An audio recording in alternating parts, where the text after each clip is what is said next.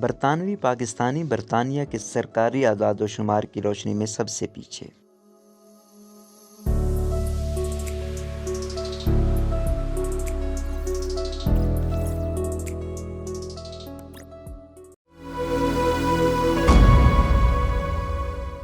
خرم نیازی کے مطابق سمندر پار پاکستانیوں کی غالب تعداد خلیجی ممالک میں مزدوری اور نچلے درجے کے شعبوں سے وابستہ ہے۔ ان ممالک میں شہریت نہیں دی جاتی، اس لیے سمندر پار وجود اقامہ کی سالانہ تجدید کے محتاج ہوتے ہیں۔ بیرون ملک مستقلاً آباد رہنے والوں میں سب سے بڑا حصہ برطانوی پاکستانیوں کا ہے، جن کا براہ راست اثر پاکستانی سیاست، ادب اور انٹرٹینمنٹ انڈسٹری پر ہوتا ہے۔ اور یہ کوئی نئی بات نہیں، آخر بابائے قوم محمد علی جناح بھی انگلستان سے ہی تعلیم یافتہ تھے، جو ہندوستانی سیاست سے مایوس ہو کر اس وقت تک انگلستان میں وکالت کرتے رہے جب تک مسلم لیگ کے کچھ قائدین انہیں منا کر واپس نہ لے آئے۔ پچھلے کچھ دنوں میں برطانوی پاکستانی بہت زیادہ خبروں کی زینت میں رہے ہیں، جن میں پارک لینڈ میں مظاہرین کی عجیب و غریب حرکتیں، پاکستانی پاسپورٹ نظر آتش کرنا، جمیمہ گولڈ سمتھ کی رہائش گاہ پر احتجاج اور پچھلے سال تحریک لبیک کا بہت بڑا مظاہرہ بھی شامل ہے، جس میں مظاہرین نے چھٹی کے بجائے عام کام کے دن کثیر تعداد میں شرکت کر کے ایک ریکارڈ قائم کیا۔ برطانوی دوری شہریت کی ابتدا۔ دوسری جنگ عظیم کے بعد جب برطانوی سلطنت کا سورج ڈوبا تو آزاد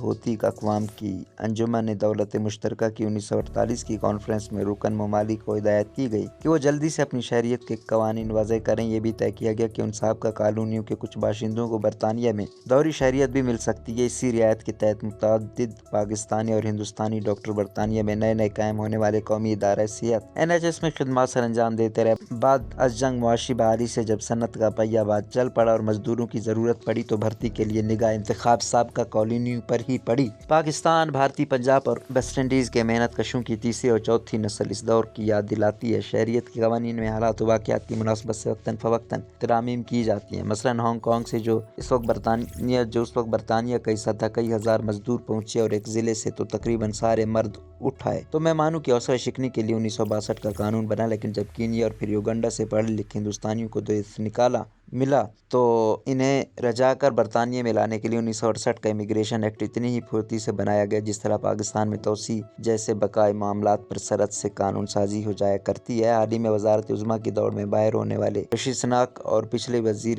داخلہ پریتی پٹیل ایسے ہی مہاجرین کے ہونہار بچے ہیں۔ برطانوی مردم شماری میں قومیت کا خانہ پچھلے 50 سال سے مختلف شکلوں میں موجود رہا۔ 2011 کی مردم شماری میں 18 نسلی شناختوں کے اعداد و شمار اکٹھے کیے گئے اور آئندہ برسوں میں اسی بنیاد پر نسلی تجزیے کیے جاتے رہے۔ آخری مردم شماری 2021 میں کی گئی، لیکن اس کے اعداد و شمار رواں 10 دسمبر تک شائع کیے جائیں گے۔ 2011 کے نتائج کے مطابق آبادی میں 87% سفید فام جبکہ 13% غیر سفید فام تھے، جن میں 2.5% ہندوستانی، 2% پاکستانی اور 2% پاکستانی، 8% بنگلہ دیش جبکہ چین 7% ہیں۔ پاکستانی یا دیگر نسلوں کے جو افراد برطانیہ میں قانونی طور پر مقیم ہیں، انہیں 16 سال کی عمر تک بہت عمدہ مفت اور لازمی تعلیم، کم آمدنی والے گھروں کی بچوں کو اسکولوں میں مفت کھانے، مفت علاج، معالجہ، جمہوری عمل میں شرکت کا حق، سماجی تحفظ کے تحت دستیاب تمام بینیفٹس اور ایک انتہائی طاقتور پاسپورٹ جو دنیا کے بیشتر ممالک میں بلا روک ٹوک آمد و رفت کو ممکن بناتا ہے، جیسی سہولیات حاصل ہیں۔ قومی شماریاتی ادارے کی ویب سائٹ پر نسلی موازنے کی متعدد رپورٹ شائع شدہ ہیں، کچھ پیش خدمت ہیں۔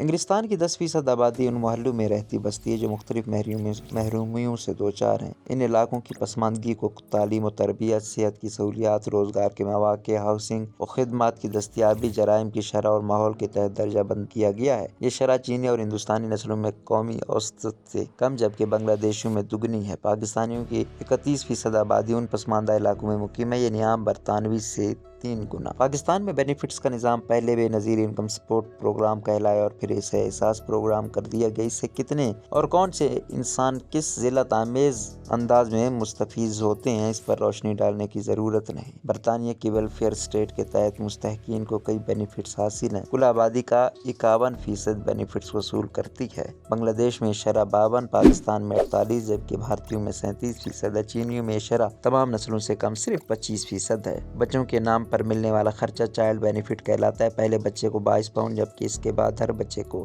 14.5 پاؤنڈ ہفتہ دیا جاتا ہے۔ چائلڈ بینیفٹ سے فیضیاب ہونے والوں کو قومی اوسط 18% ہے، لیکن 34% بنگلہ دیشی، 30% پاکستانی، 19% ہندوستانی جبکہ صرف 12% چینی یہ امداد پاتے ہیں۔ چائلڈ بینیفٹ کے علاوہ چائلڈ ٹیکس کریڈٹ بچوں پر ملنے والی ریاستی اعانت ہے۔ اعداد و شمار خود بحث بے روح اور بے جان ہوتے ہیں، انہیں استعمال کرنے والی سوچ اور طاقت طے کرتی ہے کہ انہیں کس بیانیے کو تقویت دینے کے لیے بروئے کار لایا جائے۔ ایک مثالی دنیا میں برطانوی سرکار کو اخراجات کی پرواہ کیے بغیر اپنی پاکستانی اور بنگلہ دیشی رعایا کو پہلے سے زیادہ فوقیت دیتے ہوئے انہیں بہترین رہائشی، تعلیمی اور سماجی سہولیات فراہم کرنی چاہیے تھی، لیکن کیا کریں، ہم ایک مثالی دنیا میں نہیں رہ رہے۔ یہ ایک پوسٹ بریکسٹ، پوسٹ داعش اور پوسٹ کووڈ دنیا ہے۔ رودریم کے واقعات، شمیمہ بیگم کے انٹرویو اور انجم چودھری کے خطبات کی بات گشت کو شاید ہم فراموش کر چکے ہیں، لیکن حافظوں نے انہیں مکمل جذب کر لیا ہے۔ اس سال جون میں بنا شہریت کا نیا قانون وزارت داخلہ کو اختیار دیتا ہے کہ کسی بھی شخص کی شہریت بغیر وجہ بتائے منسوخ کر کے اسے ملک بدر کر دیا جائے۔ یہ قانون دوہری شہریت اور اس سے برآمد دوہری شخصیت پر کاری ضرب بن سکتا ہے۔